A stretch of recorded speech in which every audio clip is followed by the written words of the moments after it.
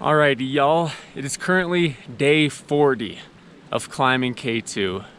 Climbing. I mean, I don't remember the last time we actually did anything besides just do stuff in base camp, which is a good way to pass the time, but actually climbing something, I think it's been like a few weeks because that mountain has just been too dangerous. The big picture is that, like I've said, it's so warm, it's so dry that there has been several rockfall incidents ranging from minor hits, just bruising, to even fatal this season. It's just been a roller coaster of emotions, but it's currently the 6th, and the 11th of August is looking low enough winds to make a summit attempt. That means we're gonna leave to advance base camp today and start making moves up the mountain. We're just gonna see how it goes.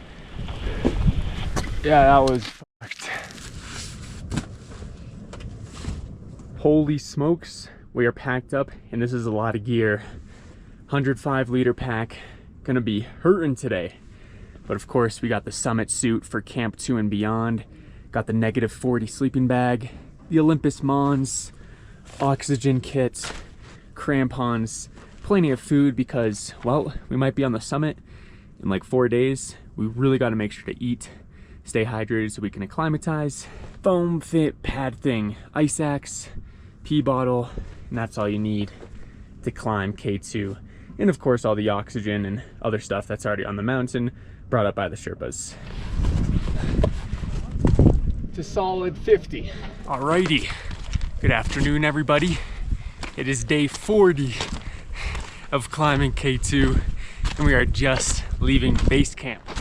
Got some massive packs, moving up with Teray and the Sherpa team to advance base camp. Now first of all, it's pretty much dead around here. So many teams have left. There's a whole campsite here. It's gone now. Let's go! We're making it an attempt. We got advanced base camp right there where we were picking up trash a few weeks ago. So yeah, it's right at the base of the climbing route, which is the Abruzzi Ridge, which is that ridge right there. It goes all the way up to the summit. Bro, I just can't believe we're actually moving right now. Holy smokes. We're about to leave base camp for the first time in weeks to finally go attempt K2. So now begins our summit attempt of K2. The next time we're going to be back at the safety of base camp will hopefully be after making it to the top. We're going to have a few hours of walking beside the mountain until we reach advanced base camp, which should get pretty interesting as the entire glacier has practically been falling apart due to the heat. Alrighty, so we're like 30 minutes out and we are on the Great Ice Plains once again. This is an avalanche chute. Fortunately, it's been so dry, as you can see. Holy smokes, look at my DMs, bruv. There's like 5 of us right here, and 3 are just coming up to ABC, and Teray's in the front. Brothers leading a blazer pace. Jeez. I'm struggling with this pack, but basically there's a lot of teams going up right now. A lot of teams just went to advanced base camp, and a lot are at Camp 1 already. That's a bit scary because they can knock rocks down onto us. And I already got enough brain damage, fellas.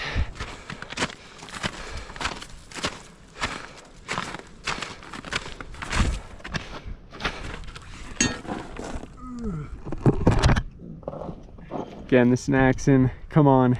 Gotta make sure to stay on top of the calories for making moves like this. As you all know, #1 way to adjust to the altitude, stay hydrated and keep eating. So we're gonna make sure to do a lot of that. But yeah, we're getting out of this flat zone here, which is what we've been walking in for the past little while. But now, oh my gosh, this melted so much. We're gonna get way more into some bumpy terrain. It's gonna be a little bit more strenuous. And then as you get closer to camp, which is right there, you can see all the mishmash. It gets a little bit devious in there, so that'll be a fun time.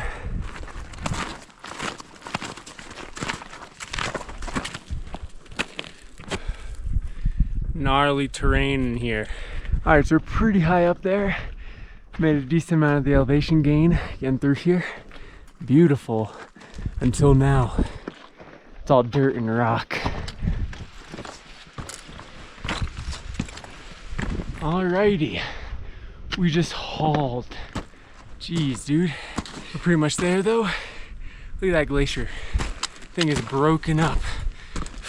Alrighty, we came all the way from that gray patch of glacier. And now it is starting to snow a little bit, which is actually kind of a good thing if we do go up tonight. Anyways, yeah, we made it to advanced base camp. Some tents right there. There's gonna be more tents right there. I'm assuming that's where we're gonna set up. And of course, you have the route right there. The Abruzzi route, which is particularly deadly this time of year with rockfall. So yeah, a lot of people here a bit nervous about that, of course, but we'll see what happens.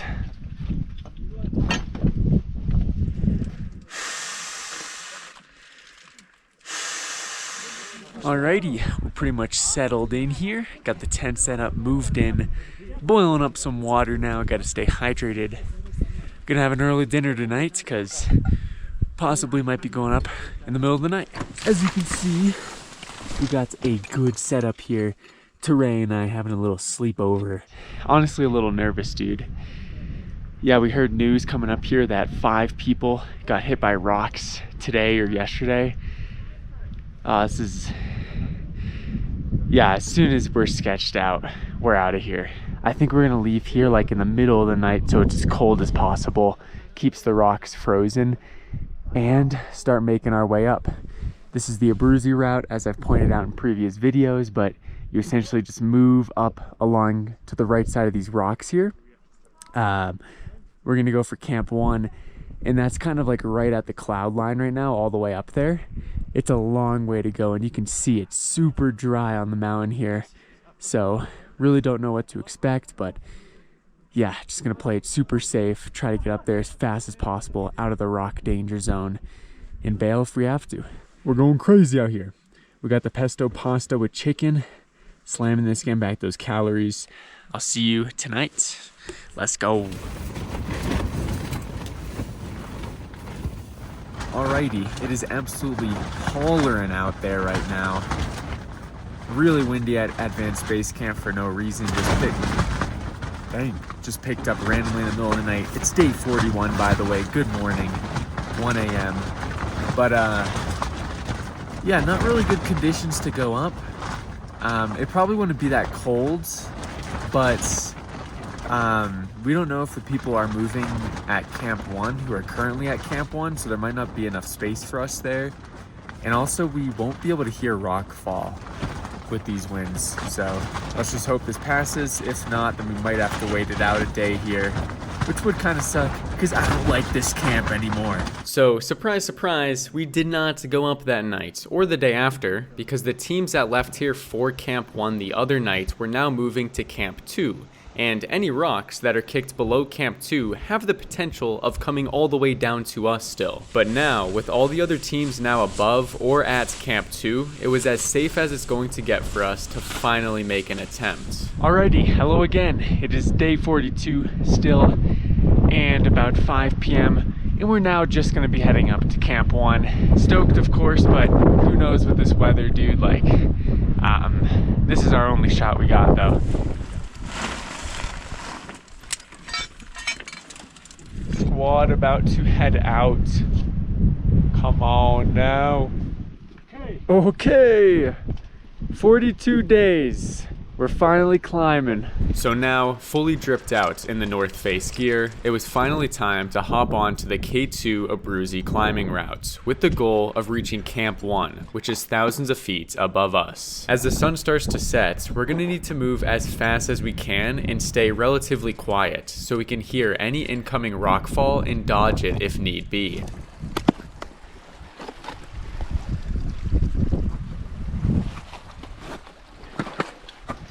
Alrighty, we've thrown our crampons on. Now we're ready to ascend the long slog to Camp 1. We're gonna be on fixed lines from here, so using our ascender, we're going to attach ourselves to the mountain.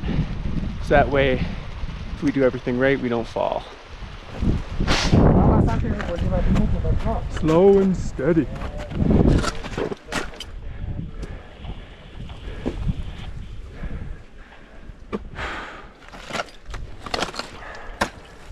Was that just a natural one, you think?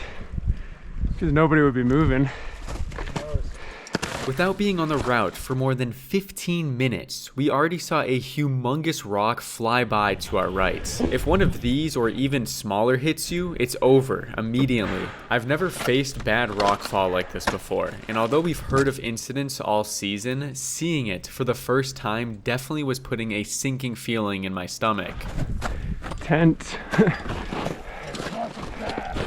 Yeah, plenty of trash. Too dangerous to get.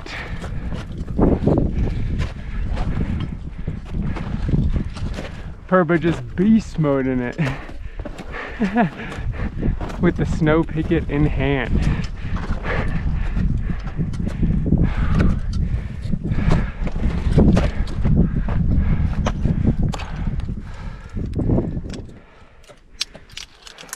Jumar time. Nice work. So now we had made it to the fixed lines, which are ropes going up the entire mountain that we can clip to, which will keep us from falling if we slip or get knocked unconscious by rocks. Ahead of us, Purba is literally aura farming by not using them despite hundreds of feet of relief beneath him. I mean, come on, Purba is actually my hero.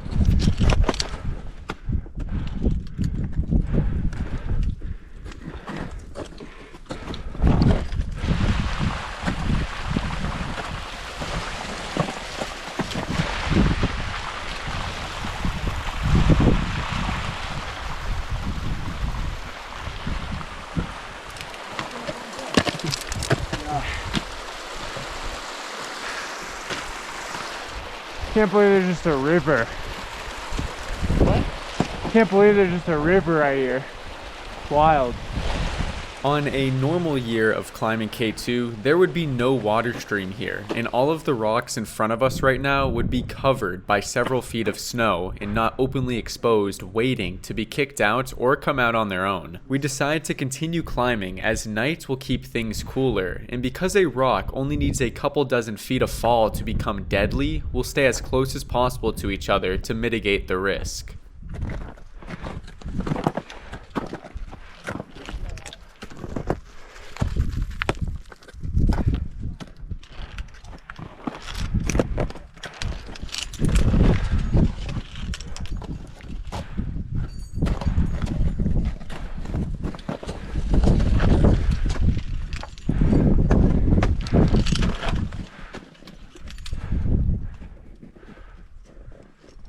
Occasionally, Purba, who was in the front, would yell rock, and that was your cue to just duck down and hide your head. The sound of a rock flying past you in the night is one of the most terrifying noises I've ever heard in my life. And dude, I was honestly in awe of the heroism and passion Purba was displaying, as not only was he taking the most risk by being in the front, but he was also climbing while letting us know if any rocks were incoming.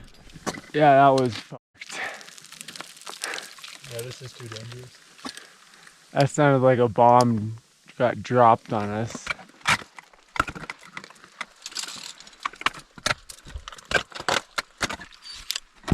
Camp 1 in sight. Jeez. Got too fat in base camp for sure.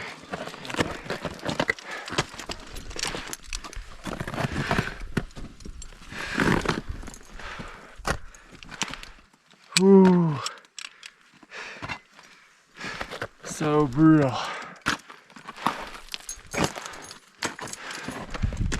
Oh, plenty of trash. Oh yeah, that camp was disgusting. Disgusting here. It kind of reeks. Definitely reeks a little bit. Yep, lots of shit. Yeah. Traversing over the trash here.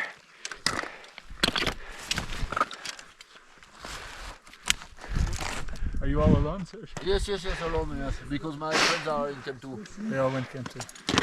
So if we continue, it means that we are more likely to descend around other people. I recommend we don't continue.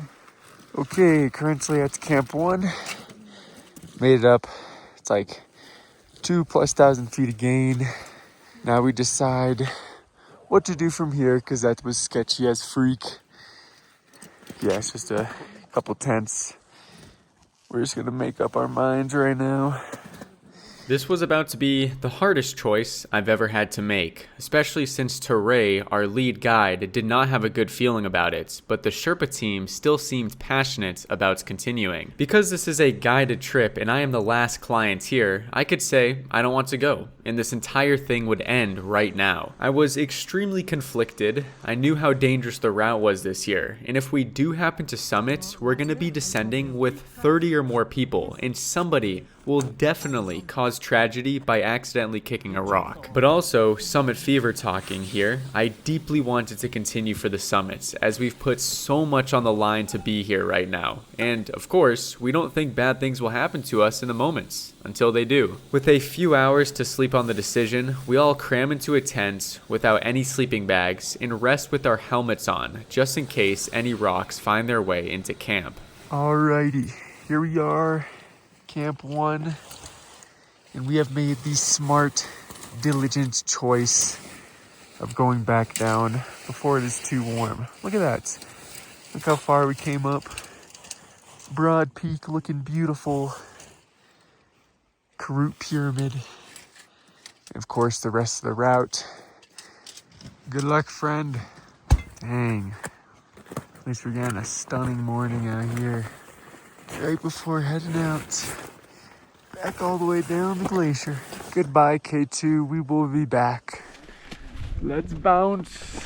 Overall, it just didn't feel right to continue. Emotionally, I was so invested and was devastated to be turning around despite having the chance to summit alongside all of the climbers above us. When the mountain gives you all of these signs, especially when you see how dangerous it is for yourself, you have to think if you should truly be there or not, regardless of how much summit fever you have. While there may be summits this season, they won't be without knowingly taking the risk of descending extreme rockfall terrain with countless other people. And if you want to be in this game for the long term, you have to recognize those situations and be extremely disciplined. Okay, let's go. Whoops. Back to ABC.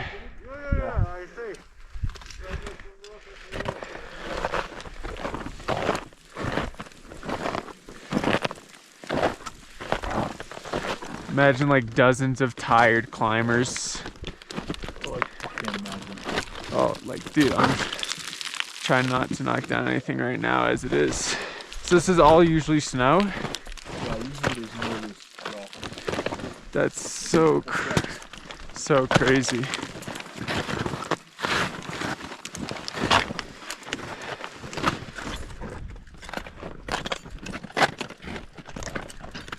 I love crampon rock. Thank you. Oh my gosh, that's taking you out. That's so fun.